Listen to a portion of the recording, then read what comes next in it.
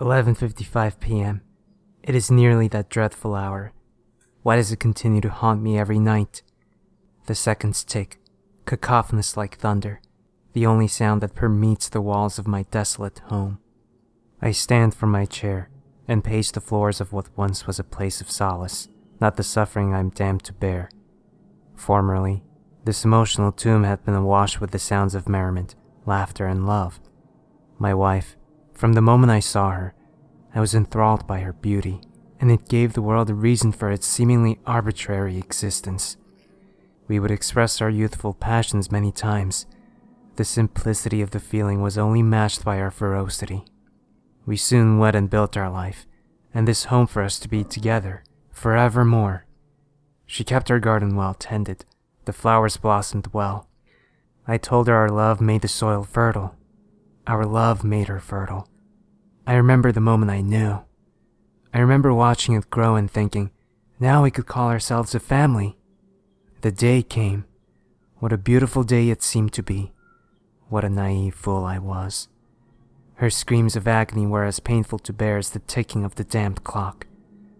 I ascended the stairs, in hopes to escape that wretched sound. Looking upon the doors of the hall, I walked past without a glance the room she was in. Last time I stepped foot in that room, I looked into her infinitely deep, beautiful eyes as she spoke the last words I would ever hear that had any value to me. I love you. Her eyes closed, and like heaven's gate slamming shut with the force to rock the earth and hell below, I felt an immeasurable shudder in my body. The midwife wordlessly handed me a child. No, not a child. It looked like a child. My naivete blinded me. With stoicism, I simply commanded the midwife, leave this place and never return. I buried my wife in her beloved garden, where the flowers have grown in resplendent beauty and ethereal fancy, I know not possible without the spirit of my love nourishing them. I had them to keep me cognizant. The days were incessant. I was punished to heed the shrieks and screeches of that infernal banshee. The memory of my spouse slowly faded, and each moment of euphoria was replaced with thoughts of longing while I stared at her garden and resting place. I no longer remembered her charming laugh, only the wails of a being I soon began to realize was a monster. I shake my head and pound the walls, trying to push my recollections away. This existence is meaningless, and even the deprivation of consciousness and feeling would be euphoric to me. I walk to the bath and run the water, filling the tub. The sounds of the water drowning out the revolting noises of this place. I reach my arms into the water, scalding myself but indifferent to the pain. I splash the water onto my face to clear my mind. How disappointed I was that I was still conscious. Again, I reached into the water. I felt a shock as if a revelation hit me. I looked at my hands in the water as their form morphed in front of my eyes. The clock rang out, and I could see it in my hands.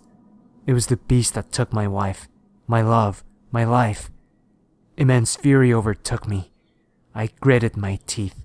I saw it move and convulse under the water. It was a vain attempt to manipulate me into believing it felt pain. I knew better. I had learned. I was ignorant before, but I knew now the form was just a phantasm. With each chime of the clock, I held the demon tighter. I bit my lips until my blood stained the water that was cleansing my sanctum.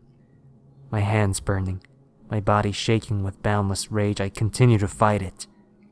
Then, on the 12th chime, it was done. This house was purged of the imp. I rose from the water, awoken from my remembrance. I removed myself from the room and contemplated my present stage. I returned to the parlor and rest once again in my chair. I buried it in her garden the same as her. I felt it fitting that her murderer shared the same resting place. There was some loveliness to be redeemed from the monster's ugly form. When the flowers flourished, I wondered fastidiously about the quantum of malice and innocence to the aesthetic of the flowers. Soon, I'll only think of her, and no longer of the torture I was forced to endure. Soon, her form will be truly a part of the earth. Soon, its corporeal shell will no longer remain.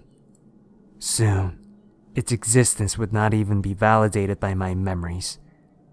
I sighed deeply and checked the clock once more. 11:55 p.m. It is nearly that dreadful hour. Why does it continue to haunt me every night?